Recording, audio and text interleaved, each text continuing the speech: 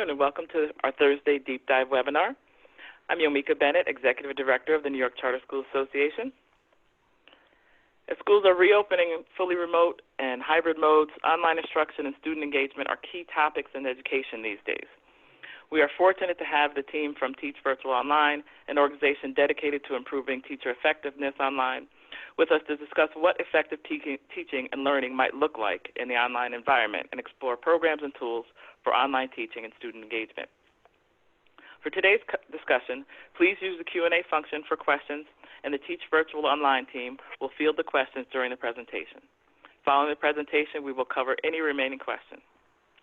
So getting right into it, joining us today are Tressa Pankovits, Associate Director, Reinventing America Schools Project at the Progressive Policy Institute.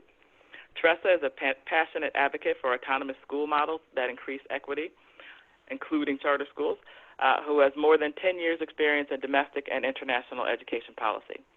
Tressa was Chief of Staff of AVID, a national nonprofit that provides professional development, and among her many other career bona fides in education, a fun fact that is near and dear to me is that she also consulted for then Illinois Senator Barack Obama. Dr. Lori Pearson from Better Learn holds a PhD in education, instructional design for online learning. Lori is an experienced training facilitator with more than 20 years in education and training who has developed content and delivered instruction for audience from pre-K to adults. She has facilitated on-site training and virtual webinars, as well as designed and developed self-paced online learning applications materials. Lori is an adjunct professor for Johns Hopkins University School of Education in the Digital Age Learning and Educational Technology Master's Program. Jeffrey Drayton, co-founder, Teach Virtual Online, is with us. Teach Virtual Online is based in Atlanta, Georgia. Mr. Drayton has been in the educational technology sector for more than 20 years, working at a diverse array of companies. Jeff's company's primary focus is professional development for teachers, deploying various digital platforms and content. Prior to starting his own company, Jeff was VP for Latin America and the Caribbean for Promothon, Inc. Welcome, Tressa, Lori, and Jeff. We're excited to hear about your work in Teach Virtual Online. Tressa, we'll start with you. To help frame today's webinar and get us started, I'd like to ask you about the work Reinventing America Schools Project has been doing since the shutdown last spring. They've been closely monitoring research activities. Can you talk about the work Reinventing America Schools Project has done with regard to online teaching? Thank you, Yomika. Yes, I'd be absolutely delighted to. Besides setting the framework for the discussion today, I'm really here as a cheerleader for teacher professional development. As Chief of Staff at AVID, I observed teachers in their professional development personally, and I know how extremely important it is to not only to teacher effectiveness, but teacher peace of mind, to feel like they've got all the tools in the toolbox. So I think this is really important, and I salute you for doing this webinar. Amongst the cascade of challenges that teachers faced last spring was being thrown into this virtual world with very little warning and very little preparation. Even in New York City, teachers had as little as 3 days training. And, in some poorer, smaller districts, the training consisted of, this is how you log into Zoom, or this is what a Google Classroom is. And then they were just kind of set adrift, on their own. And of course, because there were challenges coming at districts and charter networks from every direction to children's nutritional needs and mental well-being and physical safety, that's not necessarily a criticism, but as we go forward and we still don't have a vaccine, I think it's just really important for every charter network, every mom and pop charter school, and of course every traditional school district as well, to do absolutely everything they can. It's a national imperative that we need to have quality online instruction if children aren't going to be in the classroom. So at Progressive Policy Institute, our director, David Osborne, wrote a book by the same name. You can find it out there, Reinventing America's Schools, and it really even if you are familiar with the charter world or running a charter school, it really is an eye-opener. It's a great resource for school leaders as well. And so what we do is we do our own research, we do our own advocacy and policy recommendations, always pushing for more autonomy for school districts. We believe that the people who spend the most time with students, meaning teachers and principals, school leaders, are in the best position to make the decisions about their daily learning, rather than a one-size-fits-all centralized bureaucratic dictate on this length of the school day, the length of the school year, what the curriculum should be, the pedagogy. We feel that having a variety of different school models that parents can choose from is really what a 21st century learning system should be. So all of the activity we do points in that direction. And we have a paper coming out very soon that on specifically on the topic of online learning. And our number one recommendation is more professional development for teachers. Our number two is helping teachers with tools and strategies for keeping parents and families engaged. Those two go hand in hand. But so I'm really here as a professional development cheerleader today. So when the shutdown started in March, a lot of different organizations immediately started tracking what was going on out there, and we did too, but we were more tracking the trackers. And so I'm just going to share with you today a little bit of what went on outside of your community that you might not be aware of. So probably one of the top research and analysis organizations is the Center for Reinventing Public Education, which is out of the University of Washington. So Robin Lake and her team sprung into action in March, and they quickly started grabbing data from 82 of the largest school districts. Now, with as many schools and school districts as we have in this country, 82 does not sound like a big number, but when you're talking about the biggest school districts, we're talking about tens of millions of kids. So by the end of March, only 10% of those districts were providing online instruction, meaning synchronous online instruction. And by the end of May, when the school year kind of maxed out, still a third of all US school districts were not providing any kind of formal, meaningful instruction. So that is pretty shocking. Then in June, SERPI did another study, which was more statistically representative because they looked at 477 school districts across the country.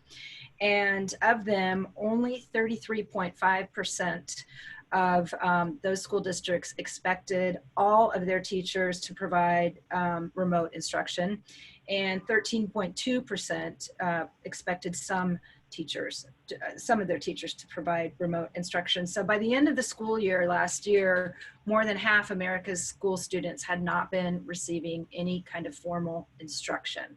So we found that pretty shocking, and that's one of the impetus for us doing this report on online learning. We hope to get it in front of some members of Congress as they proceed with another relief bill, hopefully at some point, that they will approach this holistically. There was such an emphasis in the beginning on getting devices into kids' hands and ensuring that they had broadband Wi-Fi access that the problem wasn't really looked at in Washington, D.C., where we're based in a holistic manner. So we're hoping that this report will be able to have some influence if they ever get back to going forward with another relief bill, which we believe they're just going to have to do. You may be aware that the Republicans in the Senate had proposed $70 billion for public education, $70 billion additional dollars. The Democrats wanted more, but the one problem was that the Republicans were going to withhold 2/3 of that until schools had shown that they had a plan to reopen for in-person learning. So aside from the irony of Washington, D.C. trying to dictate local school policy from the nation's capital, we really hope to have an impact in having Congress take a look at funding for professional development, funding for socio-emotional supports, funding for special education, which has, of course, its own challenges, especially for teachers in this remote time.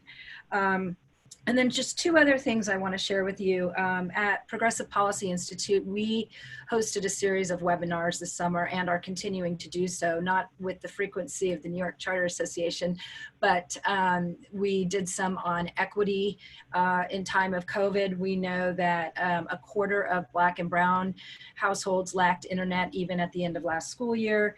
And we learned from a study from McKinsey that about 60% of low-income students logged on with any kind of regularity, while 90% of higher income students did. So clearly, as we all know, this disaster is exacerbating the inequities and eventually will contribute to an increased achievement gap if we all, if we don't get our acts together soon.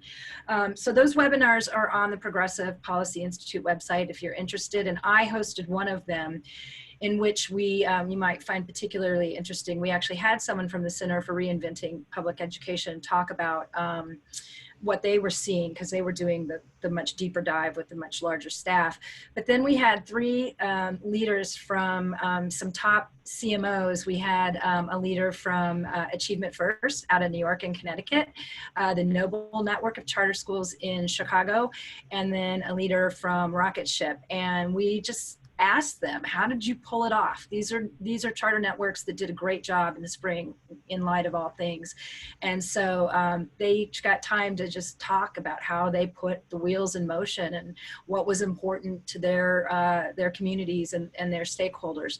And so that's on the PPI website as well, if you want to hear from some other charter school leaders who around the country who went into the belly of the beast and came out in one piece. And then the final thing is kind of a scoop here. The Fordham Institute, which is also very supportive of autonomy in public education, just yesterday released a report. And I wanted to just share a couple things from that with you, because I think it's really pertinent to those who are logged in today. They found that most charter networks employed a blend of live and synchronous education, and they did it in different ways. For example, Success Academy in New York, they did it with different hours. The little kids had just like 3.75 hours, and the bigger kids had 4, 5, 6 hours. So they did it that way. Others did blended, where just middle school, I think it was Achievement First, did just middle school and high school synchronous learning. And their little kids, they did some small group reading sessions, but they didn't really expect them to sit still in front of a screen. And then the other thing, the last thing I thought, which was really interesting, that I think leads us into the presentation, is that Fordham discovered that there was a real tension in the way online learning was being done. So most of the charter networks used master teachers, and they pre-recorded lessons and they blasted those lessons out, whether it was done live where students were expected to be in attendance, or they gave families a flexibility just to get it done at some point that worked for mom and dad to assist. But they learned that the kids missed their teachers, and they really missed being in a classroom setting with their friends. So that there was a big trade-off in maybe the actual instruction was of a higher quality, because these were instructors who had been trained in keeping students engaged and interested through the screen. But the kids really responded better to being with their own teacher that they felt knew them and cared about them and understood, that they had whatever issues that they had. Now, it's going to be interesting to see what happens in the fall if kids are in a new classroom with a new teacher that they haven't actually met in person, or maybe only met in person once from a social distance standpoint. But that really does bode well for getting teachers trained, so that at least part of the time kids can be with their own teachers and in their own classroom community. So I applaud that you're prioritizing this for your members, Yumika. Fabulous. Thank you. Thank you for all that information. It's interesting to hear the perspective of what's happening nationally in terms of over the spring, in terms of the shutdown and who was online and who was and what happened there. Sounds like all the studies are coming back, or many are coming back, that charters really stepped up, and it shows. in terms They of. did, and you know, charters have been under such political attack for, you know, the past, well, forever, but especially, you know, with the Democrats being of interest in supporting charters and keeping the unions kind of in their lane.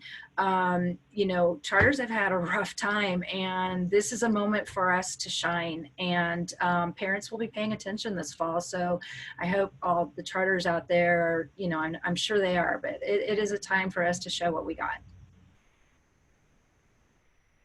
All right, thank you very much. So with that, Lori, I think that's a great pivot to your presentation on the online teaching and the pedagogy. So we'll send it to you. Thank you so much, Tressa. Let's unmute that crazy mute button. Thank you all so much for having me here today. And I'm hoping I can share my screen with you all. And once I've done so, I'm hoping that you all will take a little walk with me to another tab. Is that possible? So we can stay in Zoom, but if we open another tab and we go to nearpod.com, I'm highlighting the link here on screen, so hopefully you can see that. I'm also going to put it in the chat for you. So if we can keep our Zoom window open, but make our way over to nearpod.com, that would be great. Just getting back to my chat. Where did it go? Oh, we'll give it a second. And once you get over to nearpod.com, there's going to be a little box that asks you to join. And in that box, if you'll type in these letters, IALRT. See that there? And in just a second, I'll get back to the chat and we'll make sure that it's in there. So IALRT in the Nearpod window. I'm having trouble getting back to the chat. Could someone that has chat, would they mind typing the code that you see here up in the left corner, IALRT, into that chat? Anybody got free hands?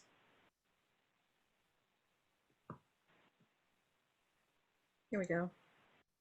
Oh, still not going to come up. All right, how we doing? So you've got a Zoom window open, and you've also got a nearpod.com window open, and hopefully your screen looks like mine. Is that right? What's it look like? How to spot effective online learning. So I want to share just a little bit about just kind of a couple of ways that we can kind of self-evaluate, kind of see where we are in regards to our own online teaching. How are we coming across? How are we making connections with students? And we're going to talk about that through tools today. So that's why I asked you to come over to nearpod.com, and I apologize for not getting to the chat. Hopefully one of our colleagues here has typed in that code for you so that you can join us here. So nearpod.com, if you don't know it, is a super cool presentation tool. It does integrate with Zoom, so that's kind of why I chose it for today. And if I move my screen forward, your screen should change as well, and you might have a question on screen, am I right? So I thought we'd start by just kind of checking in with each other and just seeing where we are. You know, we as Tressa mentioned, we all joined this online teaching world together really suddenly, not too long ago. And we've all come probably a really long way. We've gotten to know technology like we never thought we would, perhaps. So I'm just curious to see how you're feeling about your online teaching this fall. So choose an answer that kind of tells us how you feel. And then we'll share and see what we look like as a group. Lori, I just want to make sure that everybody can see the same thing that you're seeing on the screen. If I can just get a message back just from some of the folks, just drop in chat to make sure we're all seeing the same thing. And I do have people that are responding, so I think they are, but yeah, that'd be great if you don't mind. For some reason, I've got the chat button, it's not responding though. Okay. All right, looks like we're all there. There's some people who are still struggling, but it does work. If folks can just check out the code and the information that's in the chat, we should be all set. Okay, thank you, Lori, for that. Yep, and we're still in Zoom, so you're seeing what I see. Okay, so we've got kind of two windows going on here. I've got the Zoom window, and then some of us are in Nearpod, and they're kind of participating in the questions that we'll cover here. So let me share, and you might be able to see this maybe on your Zoom screen. Many of us, let's see, are still feeling a little bit uncomfortable. About 35% of us are still kind of not quite there. We hope it's going to go well, but not totally, not totally secure perhaps. And then there are 30% of us that are feeling pretty good about it. And hey, there's that leading group of 4% that they're ready to go. So maybe they can kind of jump into our conversation that we're going to have today. So I just wanted to get that feel for kind of where people were. As we begin to talk about how online learning is a little bit different and how we're still expected and hoping to make those connections with our students. And whether we're teaching in a face-to-face environment or whether we're teaching online, we're still trying to make particular kinds of connections. Probably number one, and the one that we go to quickly, we go there first, is to connect students to the content. So that's usually kind of our bigger goal, is how are we going to, now that we're online, how are we going to learn? How are we going to teach? So we want to make connections very quickly to the content. And I think that probably many of us will say that we've done that in our own different ways through different tools as we've, kind of made the jump into the online learning world. We also need to, though, make connections to the teacher, right? The teacher and the students. As Tressa also mentioned, it's such an important relationship. And so many students are just really missing that. And so making sure that we're connecting to students as student teachers, just as people, is also as important as maybe learning the content. And of course, the connections to their peers. Also, they're missing those friends that they normally see during the school year. So how can online learning allow us to do all these things? And how do we know if we're doing it or not? How do we know if we've made connections to the content, to ourselves as the instructor, and to peer? And in the online world, that's basically done through tools. So there are a couple of different types of tools. And I think the majority of us have been thrown into the synchronous side of online teaching first, right? Again, Tressa, I'm just going to quote you for the next 10, 15 minutes. Tressa also said, we were given a guide or a little check-in booklet or whatever for Zoom or Google Meet or what is it? And we were expected to go ahead and teach online. We were expected to make those connections, those synchronous face-to-face connections with the technology in between. So synchronous tools, I think we probably actually made some great leaps and bounds in regards to teaching and how that happens in the online world. Asynchronous is where it's a little bit more challenging.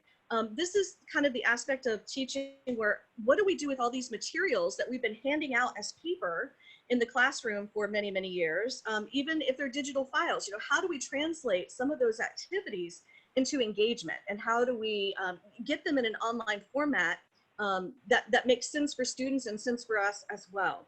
So I think in many ways, the asynchronous types of tools are the area where we can all grow and develop. So we're going to look at a couple of different ideas today in regards to these two types of tools.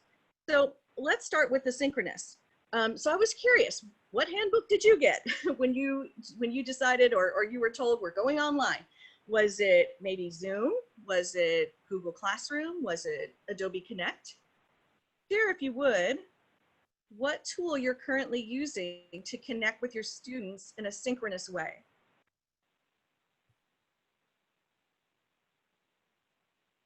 So many of you, I'll be really curious to see the variety that your school has chosen to use. All right, we've got some answers coming in.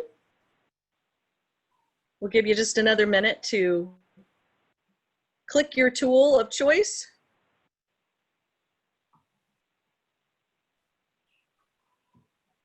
All right. And let me go ahead and share your answers. Hopefully that little circle came up for you that shows that a lot of us are actually using Zoom. Many of us are using Google Classroom as well. So there's actually a good variety. We can learn from each other because sometimes you have to switch it up. I know a lot of school systems that maybe started with one tool and then found that they needed to switch to another. So they kind of became quick experts in a couple of different synchronous tools. So we've got a nice variety here, but it looks like maybe Zoom and Google Classroom are the larger two that are being reported here. So how do we tell if we're doing this right? How do we tell if we're teaching efficiently online? And one way we can do that is taking a look at the tools that we're using and how we're using them. In the chat earlier, and I may not be able to get over to that at the moment, I put a link up here that is a link to a Zoom proficiency checklist. And when I can get my chat back, I will put one in as well for Google Classroom. These are basically the same kinds of things that we want to be able to do in any type of synchronous tool, but this is one way that we can evaluate, are we really using these tools that we have to the best degree? Can I do these particular things? Can I send an invite? Can I share my screen? Can I do polling? Can I put students in breakout rooms? And the more of these skills that we can master and use with our students, the more efficient instruction we're going to be able to provide. The more variety, the more types of activities. So one way to kind of self-reflect is to think about the different options and features of these tools and to see which ones we're using. And maybe where can we grow? What could I add next week when I start school? Maybe I'm going to start my class with a poll. How did I do that in Zoom? Let me figure that out. So taking a look at your proficiency level with some of these tools is one way to kind of gauge maybe where you are in regards to the synchronous piece. Does that make sense? And again, I will, these checklists, you can find them online. I just looked for a Zoom proficiency checklist, Google Classroom proficiency checklist to list all the features, because there may be things in there that you're like, oh, I could really use that. I just didn't know it was there. So sometimes if you look up all the options, it's kind of a great way to get to know the tool and to become more immersed in it. So now let's talk about asynchronous tools. And again, I think this is an area where we've got opportunity to grow. There are so many wonderful tools out there that we can choose from to use to create engagement, or to use to translate some of the activities and projects that we've normally done in our face-to-face classroom into an online format. And it is a bit of a tricky process, finding the right thing for the right activity. So I was just kind of curious, what kinds of tools you all are using with your students to engage them in the online environment? The one that Google Classroom, so you're using things straight from Google Classroom. Oh, you've already known about Nearpod, which is what we're in right now. And Nearpod is a great tool because you can see that we're using it synchronously, like we're asking each other questions and we're continuing to have our conversation. So this tool can be used synchronously. It can also be used asynchronously. You can record your presentation and then send a link out to students. They can view it for homework, for a main lesson, maybe when they're not with you. So Nearpod is a really versatile tool. Jamboard is awesome. That's a good one. Seesaw. Oh, another Jamboard. We're gonna have to start hearting the Jamboards. There's another Google Classroom. Padlet, another really good one. What else do you have out there? Anybody else? So if you're seeing some names of tools come up here right now, you might want to jot them down and think about, how might I use that tool? You might want to check around if you have a technology specialist there at your building. Perhaps they can help research it for you and maybe give you some ideas on how you might use that particular tool. A lot of these that you're listing are collaborative kinds of tools. Students can collaborate in Google Classroom, both synchronously and asynchronously. Padlet is kind of an asynchronous thing. So these tools are going to give you variety and allow you to kind of rethink some of the projects and activities that you've done in the past. And I'm going to share one. Ooh, Flipgrid. Didn't see that one down there at the bottom. Flipgrid, that's a great one. I'd like to share one with you. So it may be something that you all might like to explore that has really helped me in recreating some of the things that I've traditionally done with students.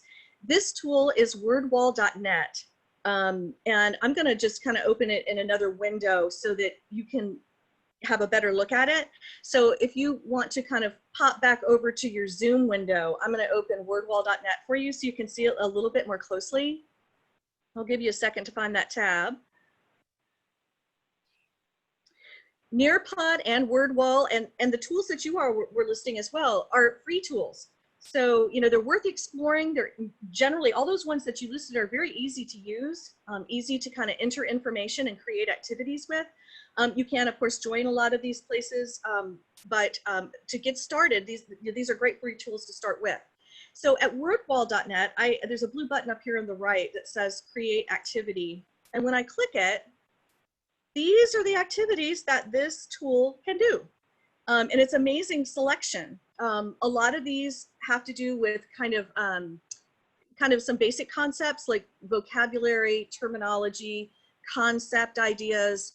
But if you have something, for example, that you do every single class, like maybe you have a warm-up and your warm-up has always been in the classroom, some sort of board activity. You might be able to take those board activities and put them into one of these, and now you've got an online version of that classroom activity. So that's one way to kind of think about these. Now, but this is the part I really want to share because I find it just incredible. So these are some of the ones that I've created over the past little bit here, and I'll just share this simple one about farm animals and jungle animals. And I created this activity as a sorting game. And so the students, we can do this live together. I could put them in breakout rooms and give them the link to this activity, and a small group of students could do this in their breakout room. I could also take that same link, I could email it to them the night before and say, hey, make sure you've got this done by tomorrow. This is going to be what we're talking about.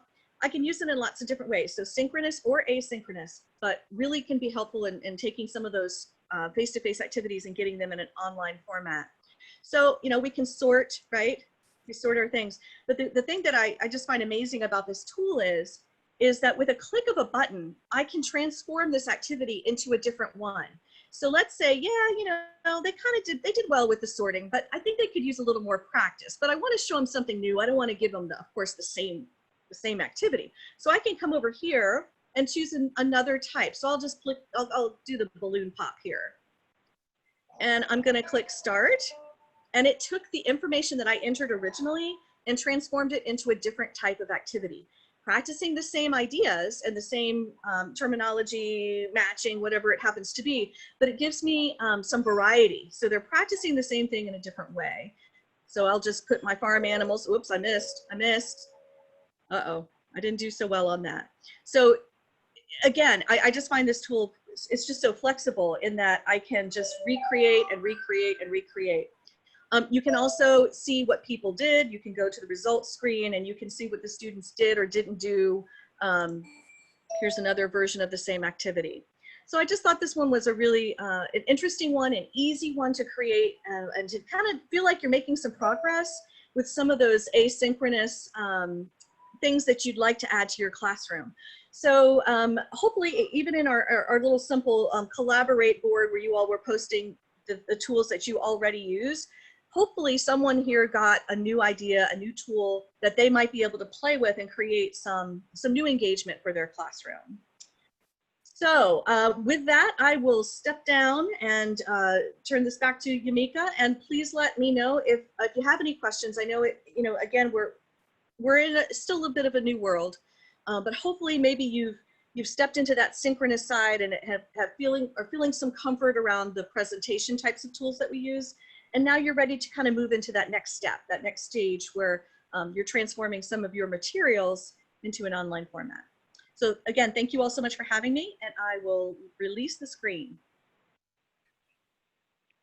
All right, great. Thank you, Lori. I just want to remind everyone, if you have questions, you can drop them in the Q&A, and we'll handle those as they come up. And now we will move to Jeff. And Jeff, welcome, and I'll turn it over to you.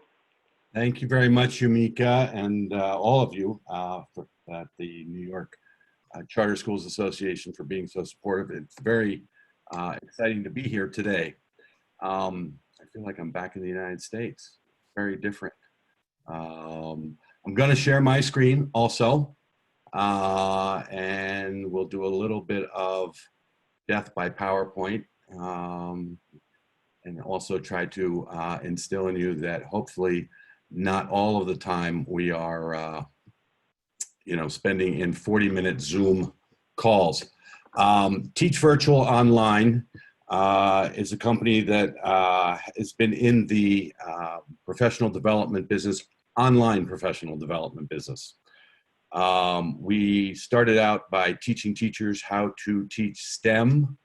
We offered a 40-hour course, of which now more than 1,500 teachers have been through and certified. And that course focused on the fact that the teachers could use household materials for the children to build the projects.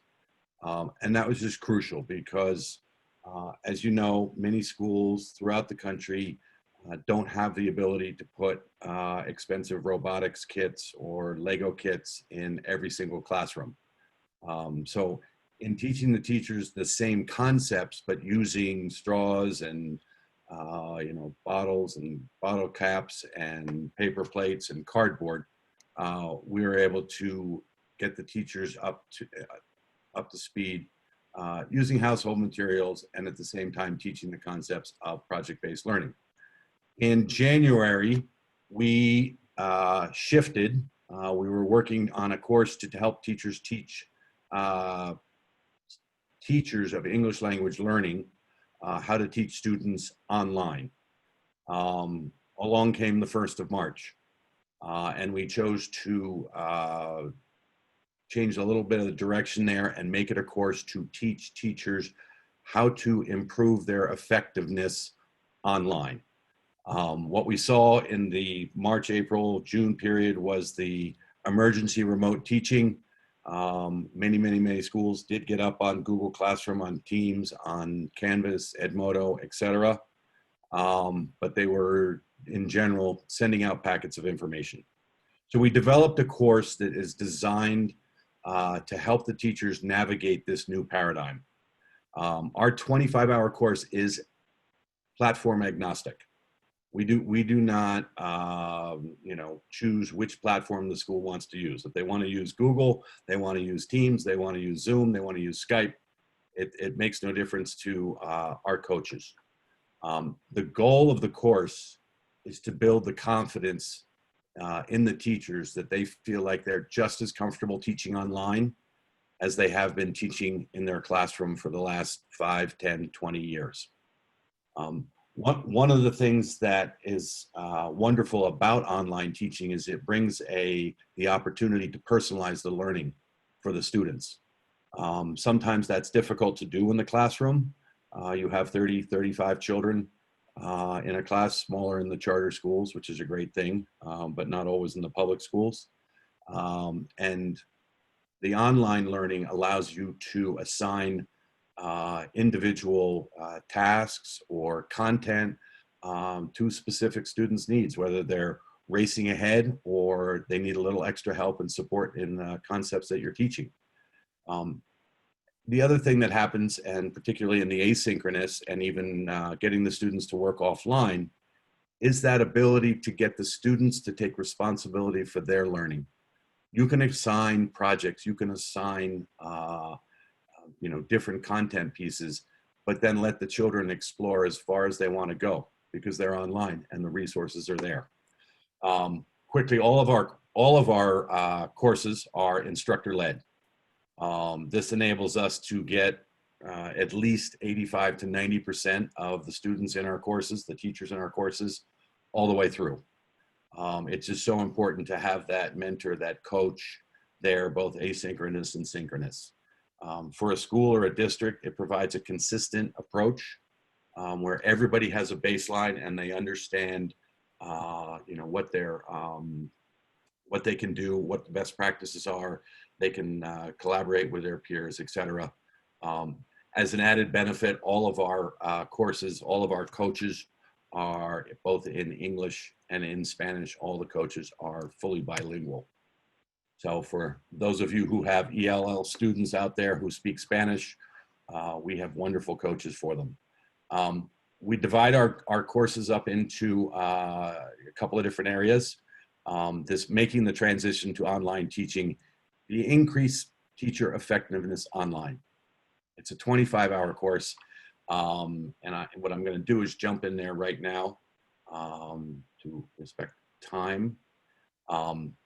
So this course is broken out into 4 modules, and it covers not the very basics. We're making the assumption that you're pretty comfortable with Google Classroom or Zoom or Microsoft Teams. But we're going to take you through course design. We're going to take you through engaging the students and how to keep them engaged online, how to facilitate that online classroom, and how to assess students in the online environment. We do begin with a little pre-work, just so that you can get comfortable with what the goal of this course is about. What are the parameters that I need to set for myself? Is this going to be a permanent course? Do I have children with special needs, children with disabilities, English language learners that where I'm going to have to address as I go through and design my course. By the time you're finished the course, you will be able to build your own syllabus or multiple syllabuses, okay? We ask a few questions at the beginning so you can get very comfortable with what you're doing. And then we jump into the actual course design. And you're going to need to align my course. Is it going to be, am I working with new content, or am I going to be introducing, the stuff that we didn't quite grasp last fall? We set every teacher up with planning documents, and then we get into the actual course design. Every module, almost every module, has audio. Capital University describes course design as the process and methodology of creating. You may recognize that voice. And many of them, each unit has video. The foundation of the instructional design process is the ADDIE process. ADDIE is made up of 5 steps: analyze, design, develop, implement, and evaluate. The first step is analyze. In this first step, it's necessary to identify the problem that you'll be providing a solution for, as well as identifying learning goals, your learners and their needs, and the time frame for the entire development process. The second step is design. In this step, the learning goal. So you get a good feeling for the depth and breadth of each module. Obviously, we could take you through every single module. We're not going to do that. We don't have the time. But you can see as we go through from course alignment, then we get into chunking, creating a course syllabus. So everybody will have examples of different syllabus, different templates that they can use, different modules that they can put into their online course. It's designed to take those offline materials that you have and you've been using and are very comfortable with and repurpose them in a slightly different way for the online world. And then, of course, we go into the engaging students and each of the modules. All the time, you're being tracked and supported by a coach, either asynchronous, and there are synchronous sessions as well. And finally, you get into how to facilitate the classroom and how to assess the students. And at that point, I'll stop sharing my screen. The idea with this course is that it is not a 8 hours of professional development in one day. See how much of it you can remember. The ideal way, or at least in my opinion and what we believe, is that you take this in little tiny bites. Do an hour of learning, get support and feedback from your peers, from your coach, and then apply, and then repeat. Try something new, start with another part of your syllabus, get some feedback from your coach, from your peers, from your classmates, and then apply. And to do the 25-hour course, do it over a 2 or a 3 week period and not cram it all into, we got to get it done in 2 days, school starts on Monday. It's just, we know, and you guys all know better than I do, that's not the most effective way of learning. So I believe that there are, the courses are available on our website. And I think that New York State Charter School Association has offers discounts through your charter school accounts and your coupons that you have in your stores. So with that, Mika, I will turn it back over to you. All right, great. Thank you very much. Before I move on to anything else, I want to just see if I want to ask the group again. If you have questions, please post them in the chat. I do believe that we have a couple questions in advance that we have here, but again, for anyone on the webinar, if you have any questions for Tressa, Lori, or Jeff, please drop them in the chat. And I'm going to ask then if, John, if you have any questions. Sure. Yamika, we just have a couple to ask. The first question, I think, is best for Jeff. And the question is, the program that you're describing, is it geared for teachers at every level? Yes, as in terms of every level in primary, secondary, high school. The answer is absolutely yes. They may find that they want to use different resources, obviously, where Dr. Pearson was showing some things that might be more appropriate for primary school, whereas Nearpod can be used well into high school and high school science. That's great. And another question just came through the chat from Vashti. She saw a parent familiarization course. Could you speak a little bit to what that is? So we've gotten a lot of questions about how to help the parents and support the parents, in this time now that they have become assistant teachers at home. So what we've developed is just some rubrics about, what is it I should expect? How do we manage the time? I've got 3 children, 2 devices, and I work, right? How do I get through that? What's the expectation on my side? So a couple of modules that we also pair with the very basics about online teaching and learning. I guess if they wanted to, they could go all the way into the course design and all the way through assessment, but ideally it's just to get the parents as comfortable while the teachers are teaching. Got it. And if schools are interested in demoing, what would be the best? Does a school have to reach out, or could it be an individual teacher? What would you recommend? We're open to individual teachers. We're open to schools.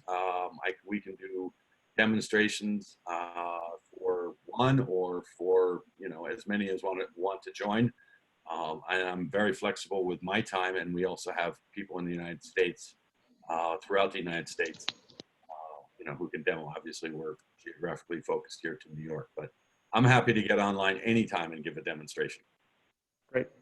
And this, I think, I'd love to hear, Jeff, your thoughts. I think you spoke a little bit to this, and hear your thoughts as well, Dr. Pearson. But we hear from schools all the time that are gearing up and doing their best to build a robust remote learning model. This is obviously new territory for most, if not all, of our schools.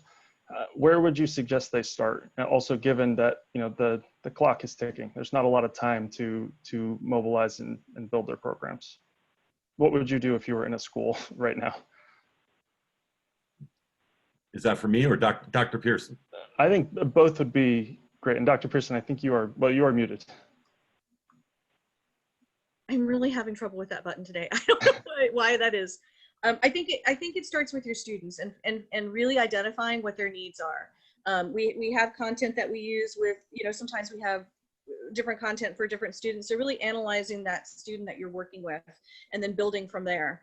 So that's probably where I would start. I would also, again, look at it through the lenses of technologies, the different technologies that we have available. So how am I creating that connection face-to-face via technology? What tool am I going to use? Do I know it well enough? What am I going to do with it? What kinds of activities am I going to use with it? And then looking at, my current materials that are maybe, those worksheet, those activity kinds of collaborative kinds of things, and how am I going to present those as well? So looking at technology, what my opportunities are, and then seeing how I can make adjustments to those activities so that they fit. And so that a lot of times takes collaboration, because sometimes we can't see it right away. So it's nice to have some sort of group or team, kind of maybe a grade level or content specific team together, thinking through those things. You can often find quick hits and like the low hanging fruit kinds of things in the things that I mentioned, like every single time we have class, we do this. I would probably start with figuring out how to make that activity online, because I know I'm going to do it every time. So grouping your activities into things that are similar, so therefore they will fit into the same kind of technology.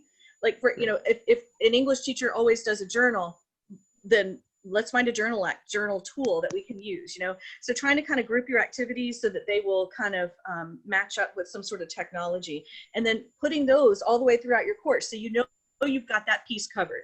This, as Jeff said, it doesn't happen in a day. It takes a little time. So you don't want to force it. We want to do this right. So just kind of take your time, thinking through each step of the process and what would be the best way to do it. Great, thanks. And Jeff, anything to add there? Yeah, I would say the number one thing that we want to do is to support and give the teacher confidence, right? so that they really do feel as comfortable in the online world as they did in their classroom. And I think that's what you see as you read the newspapers and across the country, and the teachers. Obviously, we're all concerned about teachers' health and safety and students' health and safety. But there's also that underlying, I don't know how to do this and I don't really want to do this. So we're there to support that. And if I was the school district, I would reach out to the teachers who don't feel as comfortable as some who may have been taking online courses and That's a great idea. from University of Phoenix and have been doing it Right. for years. Yeah. Who are the ones that are, this is all new to. Right. Let's help them, support them. That's good advice. Great idea. All right, Yamika, I think I'll turn it back to you. All right, great. Thank you. First of all, I want to thank you again, Jeff, Tressa, Dr. Pearson. Thank you so much for your time. I want to make sure that people know and remember this important note, that for the Teach Virtual Online program, to access the member discount, members can use the same discount code they received for our recent PPE and health tracking offers. If you don't have your code, email membership@nycharters.net and we'll help you. What else I also want to do, please, Jeff, Tressa, and Dr. Pearson, please, if you can drop your information in the chat. How do folks follow up? How do folks reach out to you and contact you? We will, of course, have this webinar posted on our website, so anyone who needs to come back, check for information, share this information with other schools or people within your schools. Especially, I think one of the things may be even the run through for the Nearpod with all the ideas, as well of course the Teach Virtual Online and the information, Tressa, that you shared about what the Progressive Policy Institute and the Reforming American Schools project is doing. Give a moment and make sure everybody sees that in the chat. And I believe we did drop the link to the Teach Virtual Online program. Yep. You can ask for more information there, and obviously we'll always steer them back to the New York Charter Schools Association if they're looking for their code. Okay. Very good. Thank you, everyone. Again, thank you, Tressa, Lori, Jeff, for joining us today and sharing with us your great work and the Teach Virtual Online program. Thank you, everyone, for participating in our Thursday Deep Dive webinar. We'll see you Tuesday for our weekly webinar. Have a nice weekend. Stay safe. Thanks. Thank you. Thank you.